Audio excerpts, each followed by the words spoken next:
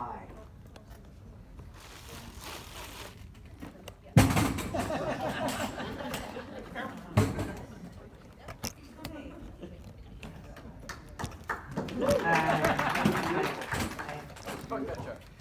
I'm an artist and I'm never satisfied with my work, and I made this and I just decided to wear it because, so anyway, you serenaded my husband Max and I 6 years ago Yeah. with the Royal Canadian Kilted Yaxman song.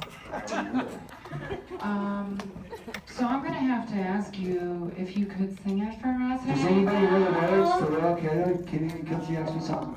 I do like melody. Reeks of trees. Wait, let's start.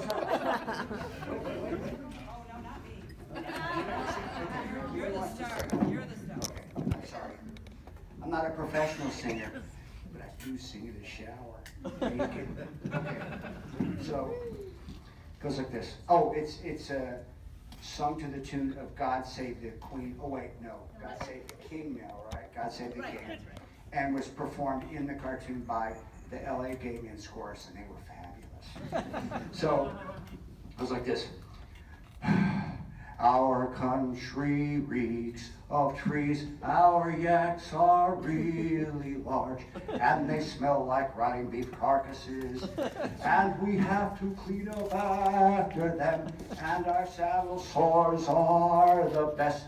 We proudly wear women's clothing and searing sandals up our skirts, and the buzzards they soar overhead, and poisonous snakes will devour us whole, and our bones will bleach in the sun, and we will probably go to hell, and that is our great reward for being the Royal Canadian Kilted Yaxman.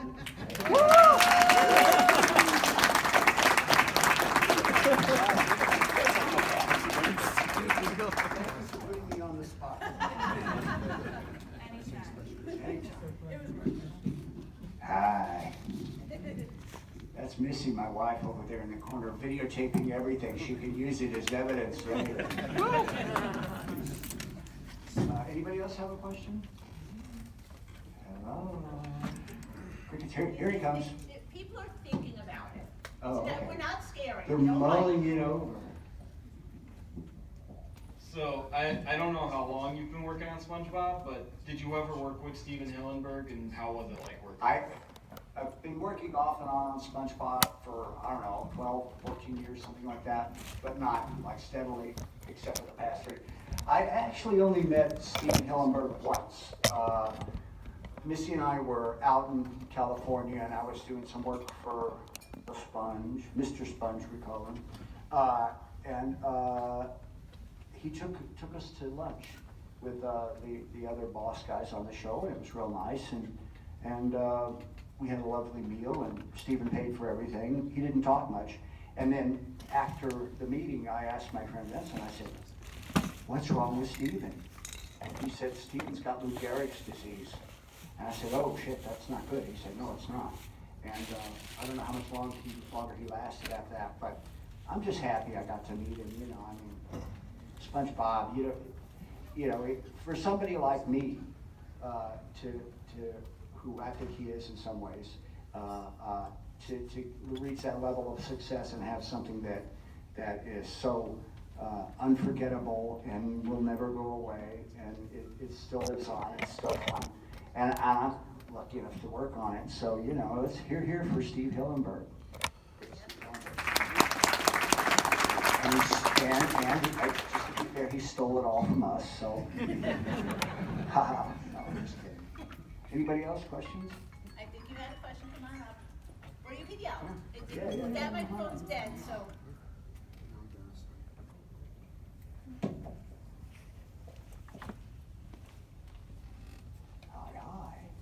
Senior Story worked on SpongeBob. Do you know Joe Murray by chance? Joe Murray, the director, Joe Murray? I know Joe, yeah. I really like his work on Rocko's Modern Life, and I thought it was pretty groundbreaking for the time. Sure, yeah. We know those guys, they're great. We were making it around the same time, and it's good to know. Thanks. Sure. Anybody else? I have a question, just a random. Huh? What is, sorry, I'll do it. Is there a show or comic that you wanted to work on that you haven't? I always wanted to work for Mad Magazine, because why wouldn't I want to work for Mad Magazine? But I tried to get a job at Mad. I would go up and I'd show them my artwork, and they'd gather around and they'd laugh and they'd say, "Oh, your stuff's great. Been good seeing you. Where's over there? Sorry, we're a closed shop." You know, the cool thing about that was actually walking past Bill Gaines' office and looking in, and he's sitting by his desk, and he's as big as the desk, and just there's so much crap everywhere. It's just like, imagine, you know, somebody like that who collects stuff, and there's statues of Alfred E. Newman, and a huge collection of statues of liberty, or is it Statue of Liberties? I'm never sure about that, but statues of liberty, big ones, little ones, and everything. And just see him sitting in there and thinking, is he dead? He's not moving. But I couldn't get a job there, but I got a job at Crazy Magazine, working for Larry Hama, great Larry Hama, who got me my first work in comics. And that was terrific. I worked for National Lampoon. Anybody read National Lampoon? When I was in high school, it was National Lampoon and underground comics like R. Crumb, those guys, Gilbert Shelton. That was the stuff. My friends and I, we used to. In the morning, I'd go to the office, and you could buy art supplies in the office, and I'd buy a pack of paper for $1, which I don't know, like 25, 30 sheets of paper with a paper band around it, and a big blue medium point ballpoint pen. It had to be a big blue medium point ball pen. And all day long, me and my two friends, the other cartoonist friends, would draw. That's all we did. We never paid attention. We didn't give a crap. I never did homework, not once in my life. Kids, don't listen to me. You, don't listen to me. I'm a bad person. Don't be like me. Be like Dad. Don't be like me, right? Because he always did his homework, didn't you? Of course he did. Of course he did. And he always got straight A's. That's right. And he was always afraid of the bullies. Weren't we all? I was the bully. You were a bully? Wait a minute. You want to hear a good story? That way you're not pressed to come up with some questions. Because who cares, right? So, and I even forgot the story I was going to tell. When we were making Ren and Stimpy, we worked in Spunko, which was a small building in Hollywood, and that went away. And then we opened up new offices in Beverly Hills. And the office I had originally been the office of a head lawyer on a huge law firm. So it was like a movie set. I had 30-foot tall walls covered with law books, which were still there, you know. We drew in them, you know. No one ever read them. I had a completely stocked wet bar. I had an executive shower, bathroom, and I had doors leading out onto a balcony, which went the length of the building. And there were other doors, but nobody ever used them. So I had like football field long balcony with a table and chairs. That was where we hung out. And my secretary made pictures of martinis, and we'd sit out there and write the cartoons and come up with the jokes and everything. And so this is terrible. I'm a bad person. Remember that. Don't think this is a good thing. And if you call me out on it to somebody who cares about this kind of stuff, I'll tell them you're lying. So we were sitting out there joking around, coming up with ideas for cartoons, and there was a small tree, which had in a pot, and it had they looked like little oranges. What are those, kumquats? You know, like, I don't know why anyone would eat one. You eat it with the skin, but anyway, so there's there. And below us is Beverly Hills, so it's like trees going off to the horizon with big, you know, Beverly Hillbillies and mansions and all that. And I asked my friend Jim, Jim's got an arm on, right? And so I said, see that guy on the back of that house over there on the ladder?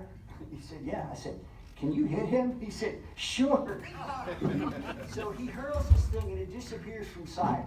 And we're just looking, and we're looking at the guy, and all of a sudden he goes, what? He goes down, and he gets up and he starts yelling and screaming, and he looks right at us, and we're really not close to him at all. He's pretty far away. And we start running, and I reach back, because it's my door, and I open my door, and I get halfway through the door, and then everybody else uses me for a ramp and runs up my back into the thing, and we all went and hid, and that's the end of that story. There's a lot more of those kind of stories. Anybody else have any questions? Yeah, go ahead. I'm going for a third. You bring up Mad Magazine so much, and I mean, I love Mad is great. Al Jaff.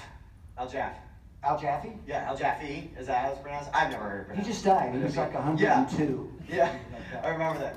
Well, I wanted to bring that up. Yeah, are you a Al Jaffe fan? I'm a huge Al Jaffe fan. When I was a caricature artist in Provincetown, Massachusetts, maybe in 1980, I saw him and his wife walking around. And I recognized him not because I'd ever seen a photo of him, but from the way he draws himself.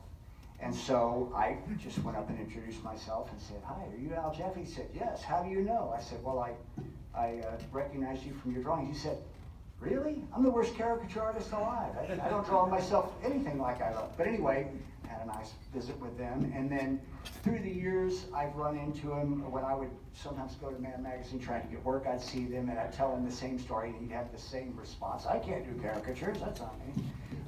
And recently, Missy and I went to an event at the Society of Illustrators in New York. We actually went to a couple of them and sat at a table with them and had dinner with them and stuff. So yeah, Al Jaffe's one of the greatest. Yeah. He made one of the, if not the comic panel that I've laughed the single hardest at ever. Period. So, Yeah. You know, like he's so funny, and I was curious about it. So, thank you so much, man. Sure. Thank you. Al's great. Yeah, he had a good long run. We have another person over here who had a question. Yes. Hi. Come on up.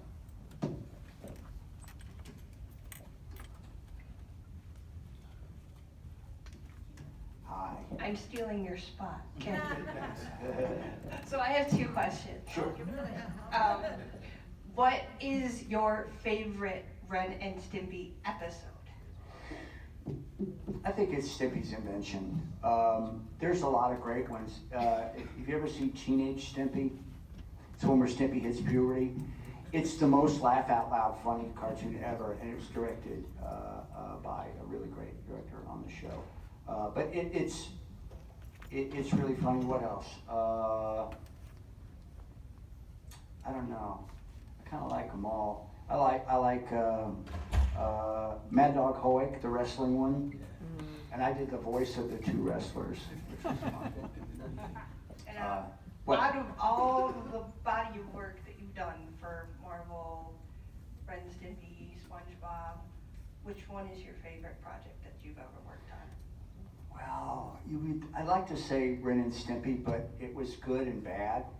You know, there's a lot of dirty laundry that goes along with it, and a lot of backstory that's less than wonderful. And I'm insane now because of it. But I think that working on SpongeBob has been great because everybody's great, and I finally don't have to keep reproving myself to get it. You know, like, oh yeah, he knows what he's doing. He's good. Leave him alone. So anyway, that's it. Yeah, SpongeBob. Okay, cool. Oh, by the way, you have to watch the Patrick Star Show. That's in order. That's good. And just watch the credits because I'm in there. Yeah. Wait, he was up already. I wasn't up fast enough. Next. You are next. You're next, and you're easy to spot. Yeah. Yeah, shout outs to Al Jaffe. Freaking snappy answers to stupid questions. Yeah. Great book. Oh, I love that. Yeah. So my question is, when would you say you made it? Like, what was the moment where you look and it's like, oh, I made it? It was February 7th, 1992. No. It was February, I believe you. Actually, wait, no, this is true. February 7th, 1992, and we premiered Stimpy's Invention at Spunko. And we invited a bunch of people. There were comedians there. It was like a lot of cool people, a lot of really great animators and cartoonists from around LA. And we showed the cartoon, and I was sitting on the floor looking up at the screen like this, and people were laughing so hard they had snot and tears all over their face, and they were coughing. And I looked around and I thought, okay, I just made the funniest cartoon that I didn't direct it, John directed it, but I came up with it. So, you know, we just made the funniest cartoon ever. And I think it still holds up, you know. That's how I was when my dad showed me Space Madness for the first time. Yeah, Space Madness broke ground because people are like, what the hell is this? I never saw a cartoon like this before. And he eats soap, you know. Sure. Somebody get him a comb.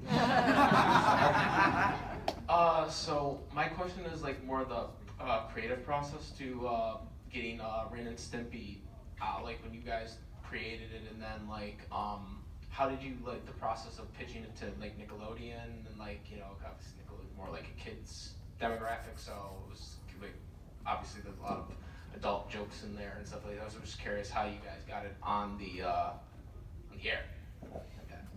Oh, okay.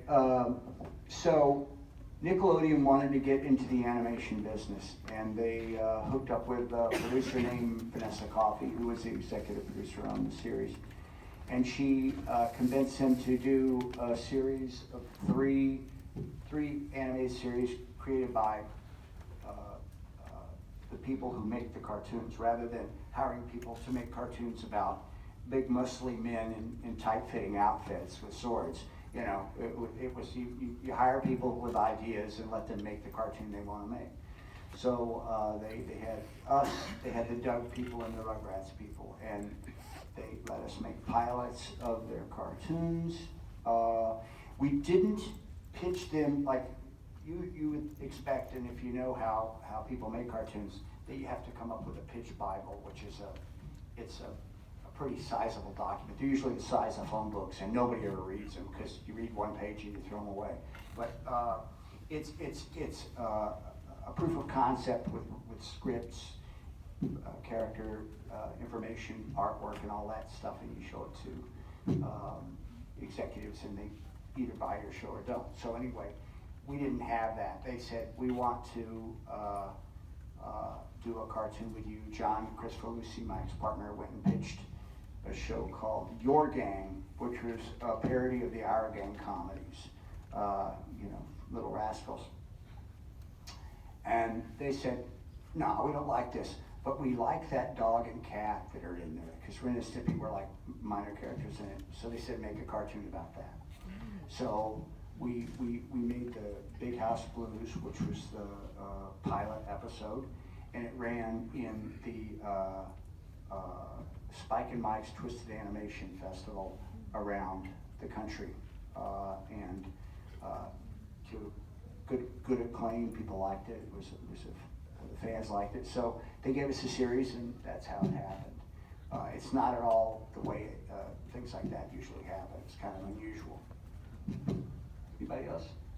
How are we doing on time, by the way? Does anybody know?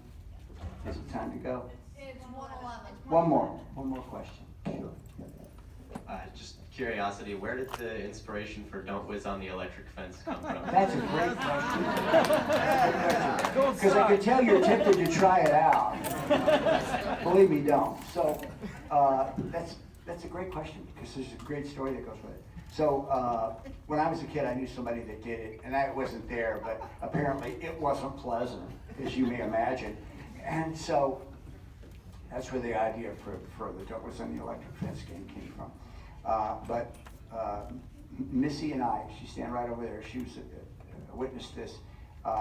This group of guys come up, 4 or 5 knuckleheads, and they're all like drunk, and they got beers in their hands. I'm worried about them pouring them all over my table, you know.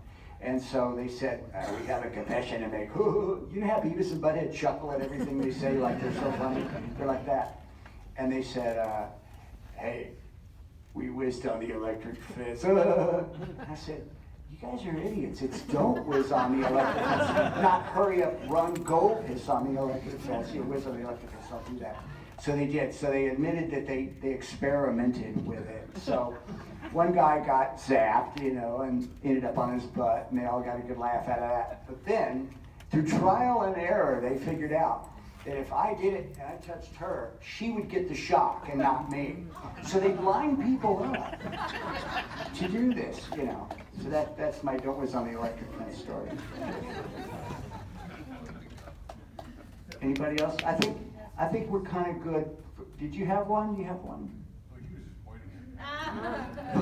Can you blame him? You did it. It's your fault. You're the dad. It's all your fault.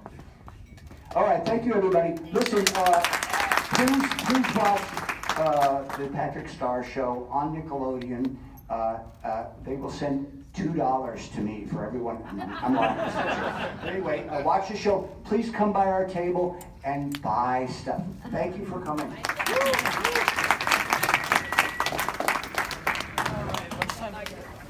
Okay, that's cool. Come on, me. Right.